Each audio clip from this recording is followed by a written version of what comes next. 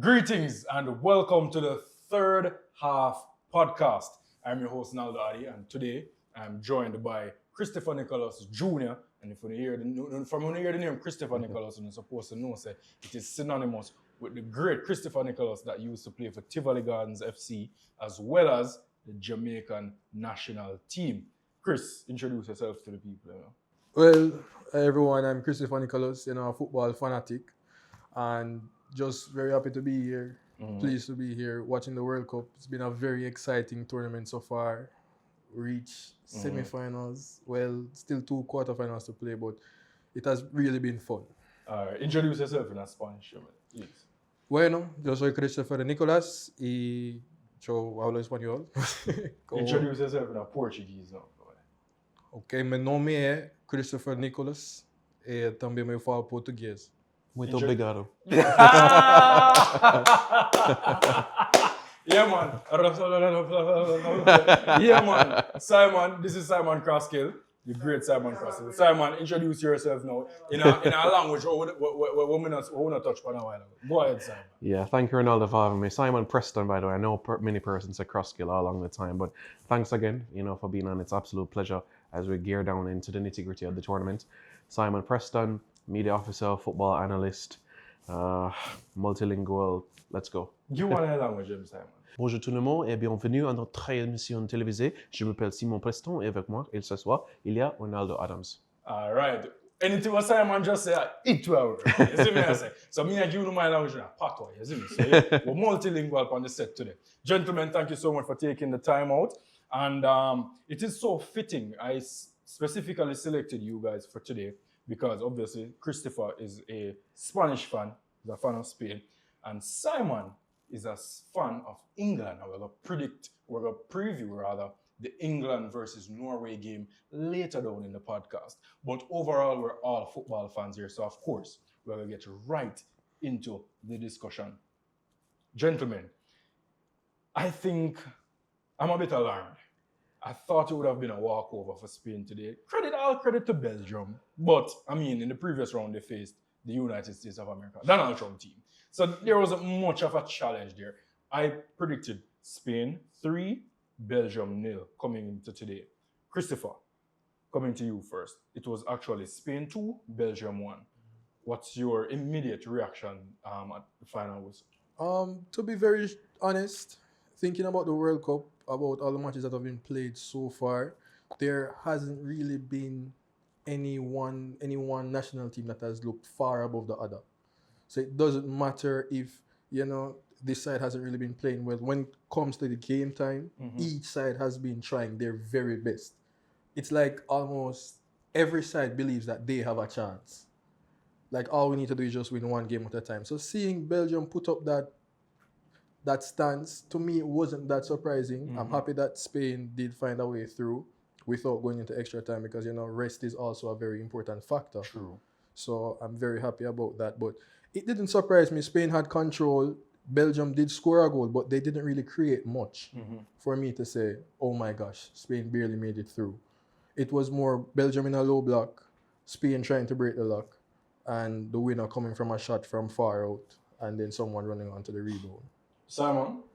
Not surprised in terms of the results of the game to see Spain through their first semi-final appearance since 2010 to be able to come through to this stage. We know what the Spanish bring. You could say the past almost 2 decades now, the style of play. They're quite predictable. We know that they're going to pass around quite often, and that's why a lot of teams set up centrally to try to clog the middle. So it's only natural at times you'll see them go out wide to try to create something that is different. Apart from probably the Saudi Arabia game where they got 4, I haven't seen them be that team that perhaps go to 3rd gear or 4th gear, so to speak. But now they await a mouthwatering tie against the French, and I do think that will certainly be, without a shadow of a doubt, their toughest bet. Just a word on the Belgian team. I think for me, a quarterfinal appearance for them is exceeded expectations in my book. Of course, from the Belgian side of things, they'll look at things and to say that they would have wanted to go deeper in the competition, but I think they're very fortunate in some areas to be where they are in this tournament. So you thought this was their ceiling? For me, in this tournament, absolutely. Okay. 100%, yeah. All right, I'm going to do it a bit reverse now. So before we continue with Belgium, I'm going to go back to Spain quickly. Fabian Ruiz, there was a lot of uproar coming into today's match because a lot of Spanish fans were saying, oh my God, De La Fuente dropped Pedri. I know Pedri is the creme de la creme of midfielders in present day football. But to Ruiz's credit, he scored. Chris, when Ruiz broke that deadlock, how enlightened were you? Because before that, Belgium did a pressure him, I think it was. There's a reason that De La Fuente is the coach and not us, right? Right. Because I don't think anyone here would make that decision to drop Pedro, but it paid off. And I think one of the reasons he did that, he was anticipating that Belgium would come in that low block.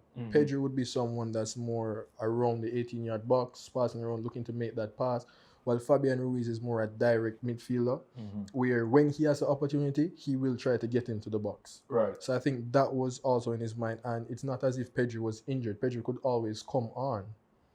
And in the case of the match today, it was 1-1. Pedro was brought on. He didn't really do much. So it's not as if, oh my gosh, Spain's play really improved when Pedro came on. Spain had control of the ball for most of the match. It was just the same, maintaining the status quo, and De La Fuentes looked like a genius. Simon, Charles de Ketelaere, who has been linked with Manchester United, your team, right? He responded in the 41st minute, little before halftime, with a goal. And I must say, I have been impressed with him. Yeah, the World Cup, sometimes we give a false advertisement. Sometimes we overhype some ballers, and sometimes we overlook some ballers. But in my opinion, Charles has been having a decent tournament. He scored 2 goals against the United States in the previous encounter. And today, he scored what I typically call a striker's goal. Not the little tap, tapping are technically a striker's goal, but the goals that, a striker really works for, work in the box, demanding, having a demanding presence in the box. Today, I forgot who he beat for the header, but it was definitely a shorter player from the, was it Pedro Porro? I think it might have been Pedro Porro, but it was a significantly shorter ball. How impressive has Charles de Ketelaere been in your eyes throughout the tournament? I think in the tournament, from the opportunities he's got, he's made use of it to the best of his abilities. There are, of course, some elements in his decision making that can be worked upon, but in terms of how he displayed in this tournament, he left a great indication, especially on those persons that are in England and United fans, about what could come if that is something to happen. So he left a good mark on. It had to take a goal like that to break Spain's clean sheet run. Right. Something of that nature, where a cross into a box, or if you're going to pass them out. But you're not going to do that against the Spanish team. Right. It's going to take something different to get a goal against the Spanish. And that's certainly something that happened. So he can hold his head high in how he did in this tournament in particular. And Chris, once again, in the previous match, Mikel Merino came off the bench and got the winner for the Spaniards. Today, just the same, in the 88th minute, he came on and scored the winner after Belgium backup keeper Simon. People, while we were watching the match live, Simon was ramping and raving, championing on Lamine. That's true. The Manchester United bias. So he might champion and say, "Come on, Lamine, yeah man, Ketelaere, Him come on and concede a goal. What go on this? Yeah, it's difficult when you are a goalkeeper coming onto a game minute 70 and he has to come straight to the action. It's different. Simon, nobody would have. Yeah, Simon, nobody would excuse them on Simon. Nobody would excuse. Man U fans. Simon, he could have catch the ball, Simon. Of course, tell the truth to God, love. He could have catched the ball. If it was Courtois, perhaps he would have. He would have. No, that's a routine save for any quality goalkeeper. That is a routine save. Yeah. So I'm not there with the goalkeeper coach to say if it was nerves or if it was the sun or anything of that nature. But yeah, it's something he should have done. And if it was at United and a mistake like that, certainly would be a big talking point and discussion. Would you say Courtois' injury was the turning point in the game? Because at the time, obviously, it was still 1-1. I anticipated an extra time penalty shootout, honestly. Was it the turning point for you, Simon? It was, yeah. That's Chris? It was not. And this is not the Spanish bias coming out. Right? No. Okay. Watching the game, there was, in the first part of the first half, like before the substitution where Nico Williams came on for Oyarzabal. That's where the turning point was. Because for most of the game, the left side of Spain's team in general was unused. Mm-hmm. When they advanced, it was Cucurella going up the left wing, and then he wasn't going to the byline. So when Nico Williams now came on, Right. that freed up everyone because now you have a threat on both sides. So it was Lamine on the right, Nico Williams on the left, and as he came on, he took on a defender, ran to the byline, didn't put in a good cross, but that was not the effect. Even though it wasn't a good cross, now the defenders are conscious. We have problem on the right side of our defense as well. Right. So that was the turning point for me. That substitution where now it wasn't all focused on Lamine Yamal. It was, okay, now we have to defend. The right back has to defend and also the left back has to defend. So when they tried to triple team, double team Lamine Yamal, it worked. Right. But then now when Nico Williams came on, you didn't even see Yamal so much. Because now they were focusing on the left side and they weren't prepared for that. Right. Because, watching Spain now, the game plan is take out the teenager and we'll do well. On that note then, right? Back to Mikel Merino a bit. 2 back-to-back matches, 2 back-to-back game-winning goals. Do you start him the next game against France, or do you keep him in that super sub role? I know earlier you say you can't, you're not De La Fuente, you're not the coach, but if you can can think borrow for him. if you can borrow him suit, what would you do? I think it's a very tough decision, and it's a good thing I get paid for taking it. because with Oyarzabal, I think one of the main things is the fact that in these big games when he's going against the top-class centre-backs, you don't really see him as much. Because he's not that type of centre-forward that's going to make that run, break the lines. Is he a centre-forward though, Chris? I mean, in truth and in fact, Mikel Merino is a centre midfielder. Or an attacking centre. Right, but midfielder. to me, Mikel Merino has more centre-forward qualities than Oyarzabal. Because what Oyarzabal wants is to drop deep, interact with the play, so that 1-2 on the top of the box and try to get a quick shot because he's very accurate. Like he can kick the ball really well. But I think especially in this World Cup, you need pace in behind. And if you don't have that pace, you need a target man. Which is Merino. Which would be Merino. So I would take the risk because it's France. Right. And we know what they carry. So I would start him. So no love for Ferran Torres? Rhetorical question. Simon, Ronaldo, I mean, you've been at international tournaments itself, and I heard coaches, when they say at press conferences, well, in training, he's looking good, and that's the person that we see go on and start games. So it's something that has been working for them, and to go and change things, it certainly would be an added risk, because you start Oria, and he can bully centre-halves until minute 60, minute 70. You get perhaps a little jaded legs out of the French, and then you bring on this young man who can be able to finish the job. That's perhaps something that he might be thinking, because of course everything would be down to what we discussed earlier, like in training, what the coaches would always tell you at press conferences, etc. Really? Yeah.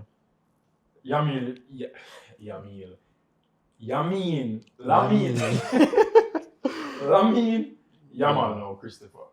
No goals yet at this tournament. No, he has one. Remember the first goal in the Saudi match? Him score? I stand corrected. 1 goal in both of those matches for Lamine Yamal. Do you think it is that the defense of these teams are pinpointing their game plan to say we're going to shut this young man down? Or is it that Yamal is having a poor tournament? Context is important. He is nursing an injury still. I don't think he's 100% healthy, to be honest. So is it that Yamal is underperforming, or is it that these teams have some distinct game plans to say we're going to shut him out? Someone else is going to beat us. Yamal won't beat us today. I think it's a mixture.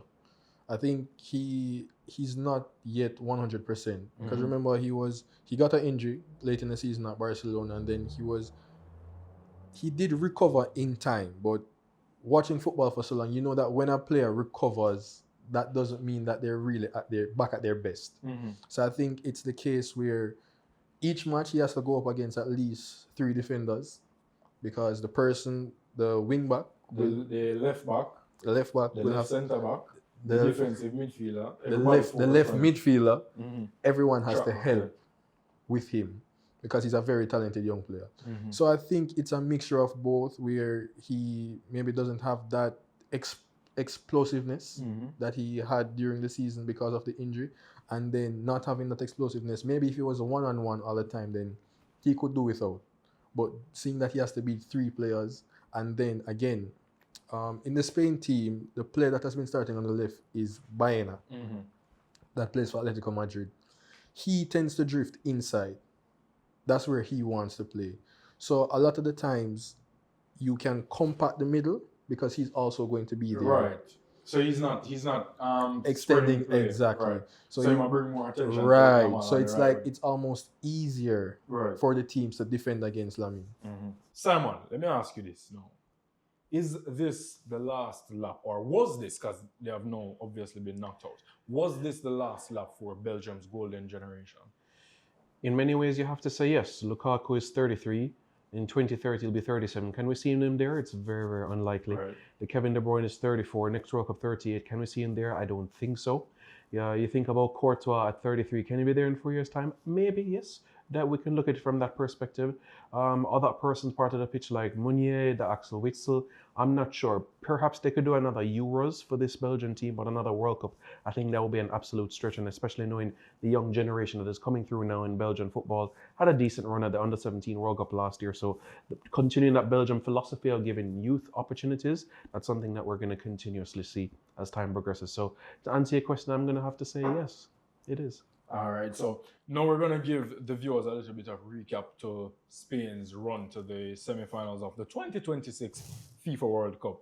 They defeated Austria 3-0.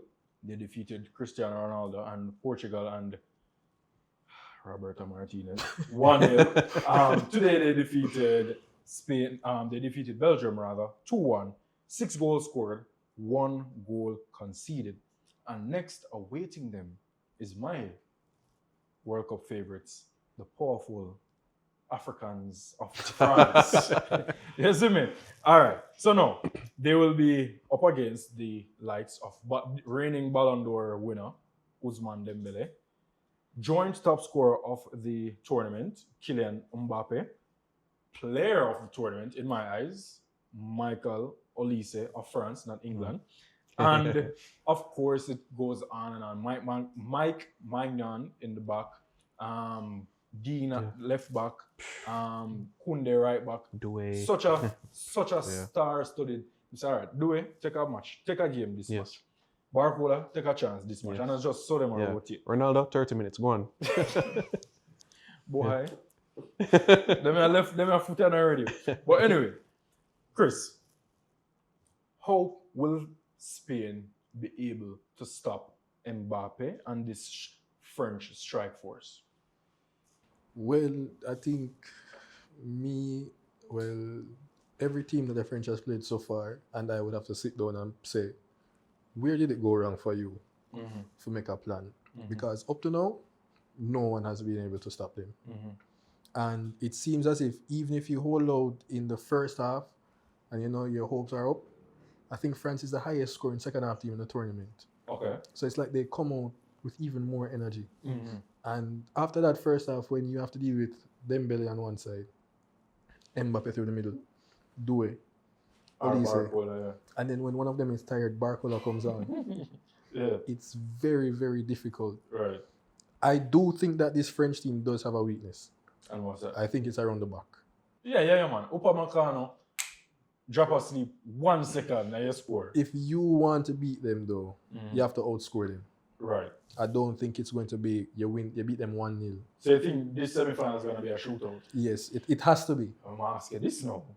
Does Spain have enough bullets for a shootout? Does Spain have enough ammunition for a shootout? They have bomb? We have to They hope. have nuclear? We have to hope. Oh. No, we really have to hope They because have Jesus? I think I think one of the main things that will help Spain is the fact that they aren't afraid of the French mentally. Right. They've beaten them. Remind me, the 2024 Euros, didn't Spain beat France on the road to the semi-finals, the right. trophy? Right. Exactly. Semi-finals, And you know, remember with Rabiot talking about Lamine as well. Yeah. So, you know, so look, vengeance. Right. Yeah, So I think with that, it's the fact that Spain know that Yes, they're good. I was even watching an interview with Lamine and Nico Williams, and the interviewer was asking Lamine, France has a lot of explosive players, and he was like, we too. Yeah. So the mentality is there that they aren't better than us. Right. So I think that can help, because looking at this French team, watching all the games, I think a lot of teams going to that match being afraid because they're like, oh my gosh. It's a France. Right. But as I said, Spain in the back of their minds, hey, we're European champions. Right. Simon, how will Spain's high line match up to the French attack? I do think that it will be a challenge.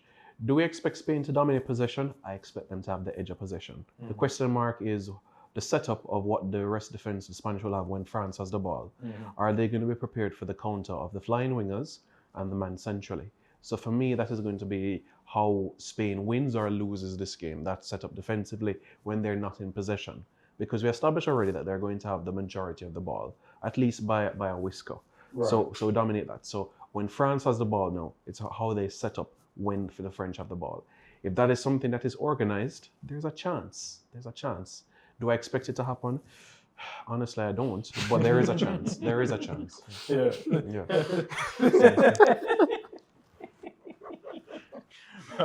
All right, guys. So no, I must get your predictions for that semi-final. Gonna stick with you first, Simon. Spain versus France. With France 3, Spain 2. That's crazy. Literally, that's the way I go for. Yes, but with Spain The other way around. being the the other way victor. around. Yes, with Spain being the victor. Okay. Me, France 2, Spain 1. People, link up on the bookies, link up all of the betting agencies. Remember, I tell you, 2-1 to France. Wow. Moving along to the Englishmen of the United Kingdom. Simon's team. Tomorrow they will face Erling brought Haaland. An English-born man. Born in Leeds, England, by the way. Yeah, his father was playing at Man City at the time, and he had his son Erling in England. And when he was 3 years old, moved to Norway when his father's career finished. So it's a knockoff Norwegian. We never gave him a UK passport still. All right. So tomorrow we'll have England versus Norway. Two of the highest scores in the tournament between Harry Kane. I think Kane is on 7 and Haaland is on 5. Oh, 7. 6. I think Haaland's Haaland on has 7. Yeah, 7 And Kane have 6. Kane have 6. No man, Haaland have 7. Yes, 7 Haaland. yes, Confident, the two yeah. against. Kane have 7, we know that for sure. Kane have 6. 6? 6. Yeah. Well, 2 versus Croatia. So, Yeah. so track my coach. 2 against Croatia, 1 against Panama, 2 against Congo, 1 against Mexico. So Hillel Academy taught me that that's 6. Sorry, Simon. I don't think the Hillel Academy. But just fact check this real quick. World Cup Erling Haaland gone 7. goals 20. I know for a fact that Haaland's 2 against Brazil Kane 6. brought him to 7. Just double check this. And Mbappe and Messi at 8. Yeah, right. Right. And Mbappe on 8 after yesterday. Oh yeah, man, that's true. I stand corrected again. You see, you can't run and strong in it. It's when you have the professionals here. Them tell you something. You have to fact check it sometime, But yeah, it's correct. Harry Kane has 6 goals. But I predict he will score tomorrow to bring him to 7. And Haaland will also score to bring him to 8. But overall, I am looking at a very, very defensive match, gentlemen. This will be 2 physical teams. England under Coach Thomas Tuchel have adopted his style of play, which is, hey, you're not going to beat me through the middle. You're going to have to try on the wings, because Thomas Tuchel is going to shore up that midfield between 2 100 million pounds ballers between Declan Rice and Harvey Elliott. Lord, sorry, Mr. Elliott Anderson. I'm so sorry if I compare you to Harvey Elliott. Yeah. But anyway, Elliott Anderson, who has gotten his 100 million move to Manchester City of recent times. Simon, I'm going to go to you first. Obviously, it's your team. How are you feeling, honestly? Well, this is 876 Stream, and one of the mottos of 876 Stream is nation building. So we have to remind the viewers that 30% of the England squad are of Jamaican heritage as well. So 30% of the England squad are of Jamaican heritage. So we have to remind the viewers of that as well. So you're saying is the reggae boys are there? Absolutely. We never reach, but to reach, Something We'll like be that. there. We'll be there 2030 for sure. But yes, absolutely. That's one of the things we want to get out. How am I feeling? Looking forward to it. Honestly, if it was Brazil, I'll be much more nervous. Confident. Oh, you'd be nervous at this Brazilian team? Yeah, psychologically, there's something with England when it comes to Portuguese-speaking teams. Portugal and Brazil specifically, psychologically, 2002 World Cup, 1970 World Cup, the Euros with Portugal and World Cup 06, 04, 06. Something psychologically against Portuguese-speaking nations that that England hasn't been able to get over that. It has often made penalties for England, which is not the strongest suit. And yeah, that's why personally I feel more at ease with the Scandinavians than I do with the Brazilians. So that's personally how I feel when you ask me how I'm feeling. Yeah, because England traditional against Scandinavian nations, Sweden, Norway, Finland have done reasonably well. So that's why I go into tomorrow with optimism for the game. Chris, would you wrong me if I described you as an English hater? No. Okay, good, excellent. So, wait. Do you think that Haaland and Co will dust them out tomorrow? First thing first, it's not coming home. That's the first. Sorry. Yeah, Simon, if I tell you that. It's not coming home. 2030, try again. Man, Jamaica will win that World Cup. Yeah, man, true. Me believe. That one, me believe. Yeah. I think Norway is a Cinderella team of this World Cup. Right, of course. So I think they're on that Moroccan run from 2022. So I do believe that they'll make it to the semi-final over England. I have watched all the English games. Maybe I missed one. I don't remember. But this England team does not convince me. This England team doesn't make me say, yes, we're here to challenge for the World Cup. With the game against Mexico, albeit Mexico in that stadium at that altitude, it was a difficult test. With the Red going 10-man down and then still managing to push through, that was a very impressive victory considering the circumstances. Arguably one of the games of the tournament. Right. But with that being said, it was still Mexico. So England being that powerhouse, that world powerhouse. On paper, yeah. Right? And let me just piggyback on that. As you mentioned, if we're going to track back a bit more, England struggled to beat the Democratic Republic of Congo. They nudged it 2-1, right? They weren't, even in the group stages, they weren't that impressive. Right. So, and even that match against the Democratic Republic of Congo, it was a hurricane masterclass. At the end. Right. Heroics from Mr. Kane. So now I'm looking at it to say, all right, better team. Norway is better than Congo. Norway is better than Mexico. Will the real England show up? I think so. How will Mark Gahey and Ezra Konsa deal with Erling Haaland? They won't deal with it. We'll see it in a Premier every week. Or most weeks, rather. Right? Hurricane, I think this is it. No, man. All right. So that's the thing now. I'm going to disagree with you. I rate Hurricane. I do too. He's amazing. I don't think this is it for him. Bro, before we even reach to Argentina, I honestly feel like England are going to upset Argentina and go to the World Cup final. One game at a time.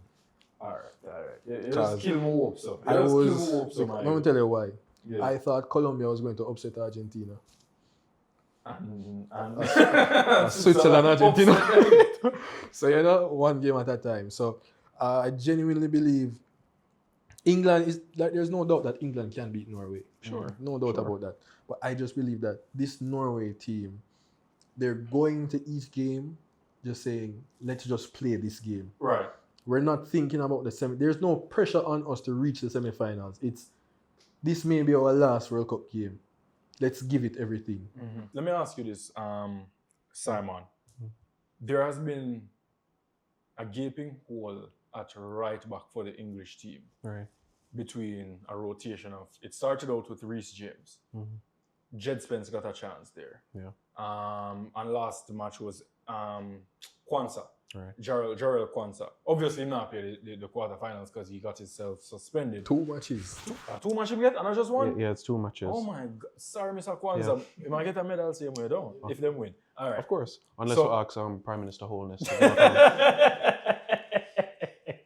So now, for the quarterfinals, Simon, who starts at right back for you?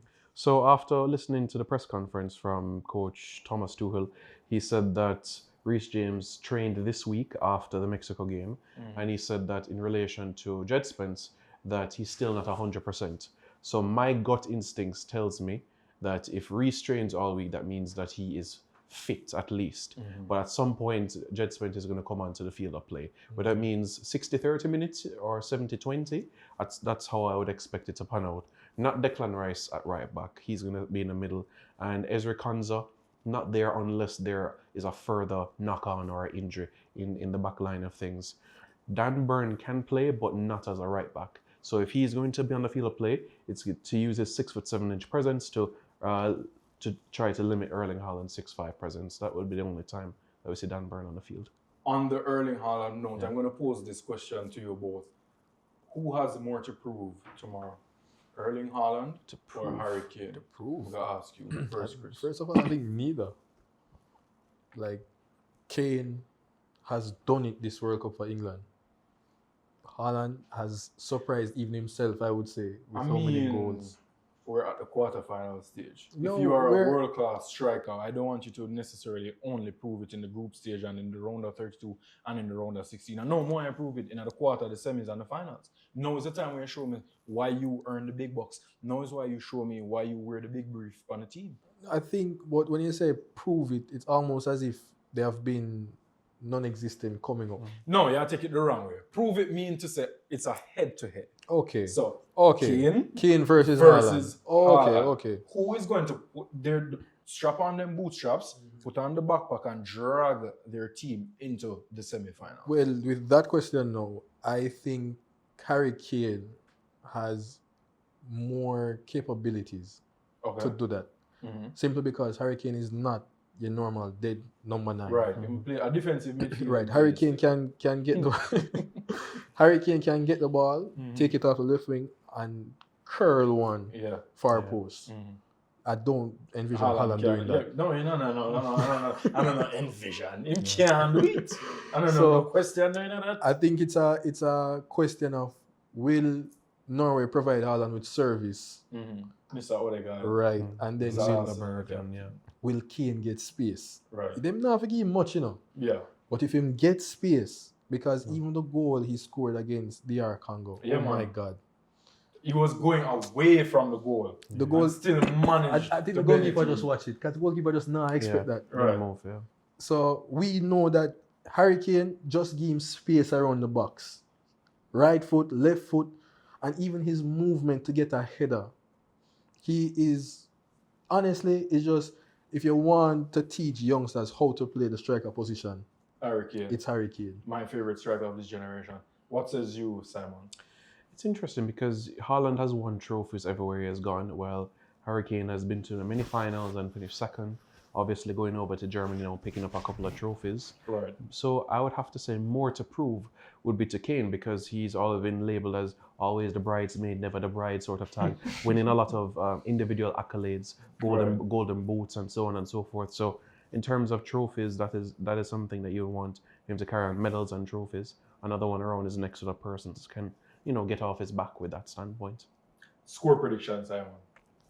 England versus Norway? Norway. 3, England 4. Oh, Fred. I trick him through the pro. Chris, go through. Norway 2, England 1. And for me, England 3, Norway 1. Moving along, the winner of that match will face the winner between defending champions Argentina and Swiss. the surprise team of the tournament, Switzerland. Gentlemen, Switzerland have quietly reached the quarterfinals through defensive discipline and resilience, while Argentina have proven that, hey, we may not be playing our best football, but at the end of the day, we have the best player in the tournament in Lionel Messi, who now has 8 goals and I think 2 or 3 assists, especially in that previous game versus Egypt, where he proved to be clinical and a leader of men. He missed his penalty early out in the first half. However, when his team needed him the most, he got an assist, crossing the ball to Cristiano Romero, who headed it into the back of the net. And shortly after that, he volleyed a rebound into the back of the Egyptian net. And Argentina obviously prevailed in that match, 3-2. Christopher, tomorrow, I personally foresee Switzerland doing a carbon copy of what they did versus Colombia. Obviously, they're facing another South American powerhouse. So I think they will adopt that same philosophy, those same tactics to just shut up shop and hope for penalties. What says you? Well, I saw the Argentine team seeing in the locker room that they want to see the 4th star shine. So it reminds me a bit of the camaraderie that they had in 2022. I don't know if they came into this competition a bit overconfident, especially going through the group stage in the manner that they did. I think in these knockouts, they have really come to terms that, okay, it does not matter who you play against. The teams are coming with everything. Right. And personally, not a Messi guy, but I've... Tell them we are which guy. Tell them we are which. You're a clean guy. I'm a CR6. Yeah, man. You have to give them context. You're not a Messi guy because a Christian Yamal. Tell the truth, But man. I have learned through a very difficult 2022 that hate watching with Argentina does not work. Right. I started off really well in 2000 against Saudi Arabia. You're right. And then I was disappointed till I've come to the conclusion God loves Messi. No, yeah, God really loves Messi. So you may think that God, or you may be of the notion that God loves Messi, Chris, but other spectators or maybe haters will say that him Obia man strong or him a fattened referee in pocket. no. Simon, what do you think? I think God is not partial. Okay. No, but in all seriousness, though, they just have this uncanny way of getting results. Right. There could be 1 or 2 down. Back-to-back 3-2 results, mind you. Absolutely. Back-to-back 3-2 results. reminds Argentina have looked shaky, but they have equally looked like champions. It reminds me of a Real Madrid in the Champions League, where you think you have them beat. Everything looks like yes. Like Man City, they think that we'll in win. 2020, so remember which year. And then just like that. And another thing you have to give to this Argentina team, Messi is the focal point, but the other players do play for him. Right. But they're also conscious that we are good players as well. So they know that while we do rely on Messi, it doesn't only have to come through Messi. And I think they're very dangerous. And as I said, I learned in 2022, so I'm not hate watching. But if I see them go out, I will not cry. I do think, though, if they do play the Spanish or the French, then it's a completely different conversation we're having. Because That's they how would I have to feel. open up. Right. I think they would have to open up. The intensity at which Spain and France play as well, the young players they have, the Right. speed that both teams have. Right. I do think that it will be a different ball game, though. Sticking with you, Simon. Win or lose, do you think this will be considered a successful tournament for the Swiss? Successful in terms of just tournament result, yes, because it's their first quarterfinal since '54 thereabouts. So yes, although naturally they will want to go as further as possible and try to break barriers, but they can be extremely proud for what they have been able to accomplish this tournament, topping their group in the group stage, and of course getting past Colombia to be able to get to this round, winning a first penalty shootout as well. So yeah, absolutely, they can take numerous strides from this. So anything more would be like a brata. And what is this Swiss team, Chris, built for knockout football? I think so. I think we're going to defend. If we have to defend 90 minutes, we're going to defend. If we can pull out one goal and win 1-0, we will do it. And if it goes to penalties, we will try our best to win. Right. They won't come to outplay you. But they're going to be solid, they're going to be organized, and they're going to say, break us down. Right. And if not, we'll take our chances in penalty shootout. Right. Lastly, gentlemen, score predictions for this match as well. Beginning with you first, Chris. Argentina 2-0. 2-0. Okay. I'll go Argentina 1, Switzerland 0. And for me, I'm gonna say 2-1 to Argentina. All right. So we will see who comes the closest. And the final prediction I'm going to ask you, gentlemen, just in case I don't see you again for whatever reason, who are going to win the World Cup 2026, Chris? España. All right. So that's a bias Very. response. All right, cool. Simon? Je pense la France pour gagner la Coupe du Monde. All right. In simple terms, France. France will win. And so big up yourself, Simon. See what you say. I see. Friends. Yeah, something like that. Yeah, man. Big up France. That brings us to the end of today's episode of the Third Half podcast. Obviously brought to you by 876 Stream, powered by Digicel, and refreshed and energized by the national beverage of Jamaica, Ray and Nephew, white overproof rum. I'm now Daddy. This is Christopher Nicholas. That's Simon Preston. Please don't bad mind the like button. Like the thing if you like it. If you genuinely enjoyed the discussion, feel free to leave a like. Now come out to your debit card, and it worse now come out to your credit card. Leave a comment, share it to your friend, share it to your grandma, share it to your grandpa, share it to your boyfriend, your girlfriend, your side piece. Everybody, share it to everybody. Share it to Messi. And please subscribe. Zimia said we have a lot of content coming for you guys. Oh no, I'm not telling you that yet, but whole heap of things are forward. Because you know, say even after World Cup done, you know, we are rolling right into the new calendar for football. Don't know August, September, them time. So a lot of content coming for you guys, and we're aiming to improve for you guys. Also, on that note, let us know what you think we can improve on in the comment section down below. We're open to positive criticism. Big up on yourselves. This is the Third Half podcast, and we're signing out. Once again, big up to our sponsors, Digicel, Rare Nephew, and 876 Stream. We're gone.